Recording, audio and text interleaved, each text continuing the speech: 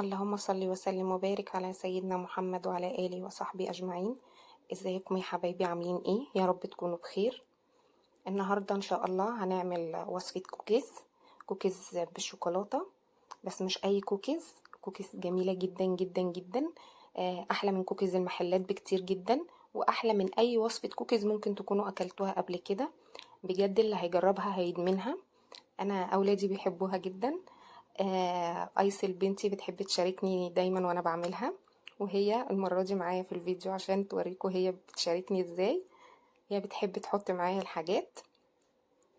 ان شاء الله الوصفة بإذن الله تعجبكم وتنال اعجابكم جدا جدا.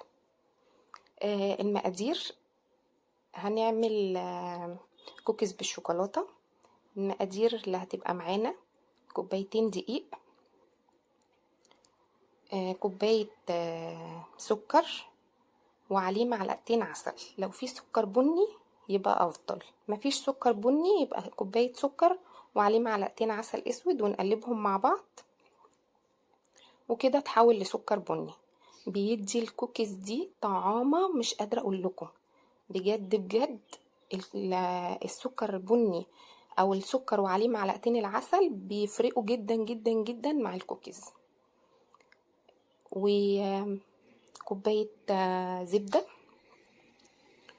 وكوباية شوكولات شيبس، وبيضتين، معلقة صغيرة فانيليا، معلقة صغيرة بيكنج باودر، معلقة صغيرة كربوناتو أو كربونات الصوديوم أو بيكربونات الصوديوم زي ما بتقولوها في المكان اللي انتوا شايفيني منه، ورشة ملح. أول حاجة هنحط السكر والزبدة ونضربهم كويس مع بعض لحد ما لونهم يفتح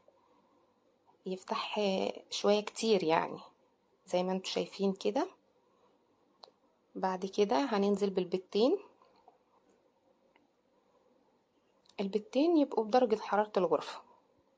الزبدة ما تبقاش مجمدة ولا تبقى سايحة، يعني تبقى ساقعة طالعة من التلاجة بس مش من الفريزر، عشان بتفرق جدا في الوصفة دي.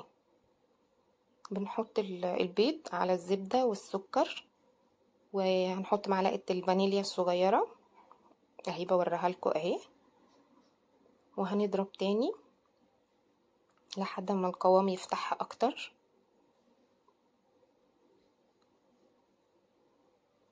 بجد اللي هيجربها مش هيبطل ان هو يعملها كل شوية، يعني احنا مدمنينها. وموضوع كوباية السكر اللي بيحبها فيها مرارة شوية، مرارة الكاكاو. انا نسيت اقول لكم نص كوباية كاكاو، ومعانا نص كوباية كاكاو. اللي بيحبها فيها مرارة الكاكاو شوية يحط كوباية الا ربع سكر، ما يحطش كوباية كلها. وبرده معلقتين العسل او معلقة كبيرة عسل، بلاش المعلقتين. هتطلع سكرها اقل شوية، لكن انا اولادي بيحبوها مسكرة.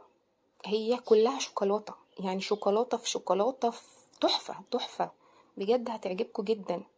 انا دلوقتي بنخل الدقيق، طبعا لازم انخله، انا نخلاه قبل كده بس عشان كان متساب وبيكتل هو والكاكاو، بشيلهم منخولين اصلا، بس هو لما بيقعدوا بيكتلوا، فهنخلهم مرة تاني معاكم كده. وضفتهم على المقادير، على المكونات السائلة. هنا بقى انا نسيت حاجة من اللخبطة اللي ايسل بتعملها معايا دايما. كل مرة عايزة تعمل وعايزة تحط ايديها وعايزة تعمل بايديها.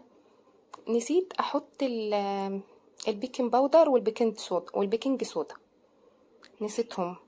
هنا انا حطيت رشة ملح، بس انتوا هتشوفوني وانا بحطهم في الاخر. يعني الحمد لله ان انا ما سويتش وانا ناسياهم، افتكرتهم في الاخر وحطيتهم. بنضرب كده بالمضرب. انا برضو ابتديت المضرب على العالي، اوعوا تغلطوا الغلطة دي. انا ايدي داست على الزرار فجامد شوية، فالمضرب ضرب على العالي، الدقيق نطر علي. انتوا هتضربوا بالراحة، حتى برضو مش هتعلوا الضرب قوي، لان احنا بس يا دوبك بنخلط المكونات مع بعض. يعني مش بنضرب ولا بنعجن ولا اي حاجة، احنا بس بنخلط المكونات مع بعض. وبعد كده بعد ما هقلبها هعملها بالمضرب كده ضربتين، هلمها بالمعلقة بالسباتشولا اهو. فصلت المضرب وهلمها بالسباتشولا. الكاكاو لازم لازم لازم يكون نوع حلو، والشوكليت شيبس لو ما فيش شوكليت شيبس ممكن اي بار شوكولاتة وتقطعوه. بس لو شوكولاتة نوعها حلو وكاكاو نوعه حلو، هتدوقوا كوكيز ما كلتهاش يعني ما دقتوهاش قبل كده، ما كلتوهاش في اي مكان تاني، بجد هتعجبكم جدا جدا. كوباية الشوكليت شيبس بحط نصها هنا وبخلي نصها عشان خاطر احطه على الوش بتاع الكوكيز. بقلبها بصوا كأنها شوكولاتة، كأنها قطعة شوكولاتة وطرية وجميلة لا لذيذة لذاذة الكوكيز دي، بجد هتعجبكم جدا. جربوها وقولوا لي رأيكم في التعليقات. انا اهو بحط البيكنج باودر، معلقة البيكنج باودر، وبحط معلقة الكربوناتو وهقلب. الحمد لله ان انا افتكرتهم قبل ما اسوي، كنت هزعل قوي عشان احنا بنحب الكوكيز دي جدا، يعني عليها اجماع في البيت كله. هقلب كده لحد ما ادخلهم في بعض. وبعد كده الحاجة اللي اولادي بيحبوها جدا جدا جدا في الكوكيز دي اهي، حطيتها الاول قبل ما انسى. بتحطيها لو انت مستعجله عليها بتحطيها 10 دقايق في الفريزر. مش مستعجله عليها ممكن تعمليها من قبليها بيوم وتسيبيها في التلاجة، تقعد في التلاجة يوم يومين 3 ما بيجرالهاش اي حاجه خالص. تطلعيها تكوريها كده وتحطيها، عايزه تحطيها على الصينيه مباشره براحتك. انا اولادي بيحبوها جدا في الورق بتاع الكب كيك. وكمان انا فكرت ان اعمل لهم الفكره دي لان انا اولادي صغيرين، فلما بعملها يقعدوا يقطموا، هما بيقطموا ويوقعوا فتافيت ويدهولوا الدنيا، وجع قلبي. يعني انتوا كلكم اكيد اللي عندهم اطفال عارفين الموضوع دوت. موضوع الورقه بتاعت الكب كيك بتلم الموضوع ده، بيفتحوها كده بيفتحوا منها حته ويقطموا منها وياكلوا، اي فتافيت بتقع في الورقه، فبيبقى الموضوع سهل. وكمان بتديها شكل وبتبقى لذيذه للاطفال، بيحبوا الشكل ده. جربوها وهتعجبكم جدا، مش هتندموا ابدا. اهو حطيتهم كلهم في الكب كيك في الورق. انا برص الورق الكب كيك في صينيه عاديه، مش شرط صينيه الكب كيك، مش شرط خالص. وحطيت الشوكليت شيبس على الوش وهدخلها الفرن متسخنه مسبقا على درجه حراره 180. هتاخد بالظبط 13 دقيقه، ما تزوديش عن ال 13 دقيقه. هتطلع بعد ال 13 دقيقه هتحسيها طريه شويه، هي كده. هي الكوكيز الصح ما بتبقاش ناشفه، قعدت اكتر من ال 13 دقيقه هتبقى كيك، مش هتبقى كوكيز خالص، هتتحول لكيكه. احنا مش عايزينها كيكه، احنا عايزينها كوكيز. بصوا هنا بوريكم اني عملت الصاج ده كله ما شاء الله، ولسه في العجين، يعني في لسه كوكيز ما اتعملش. كل ده من كوبايتين دقيق بس.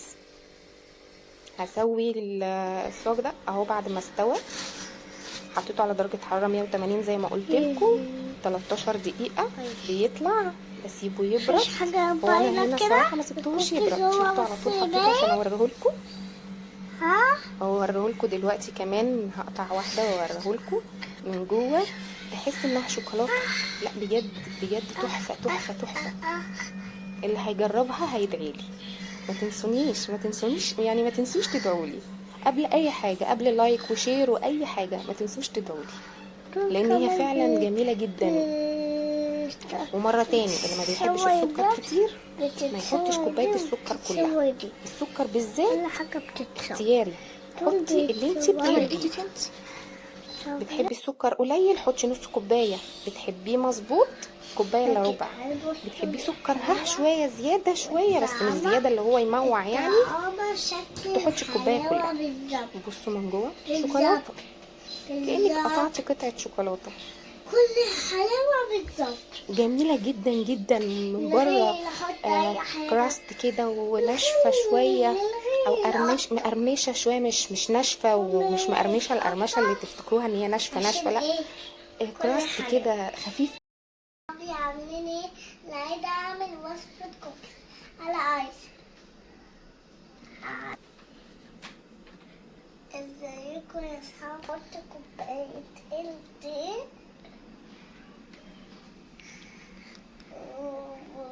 واحدة بيضة. ازيكم يا صحابي عاملين ايه؟ انا ايس. دلوقتي هعمل لكم وصفة كوكيز. هنحط من ده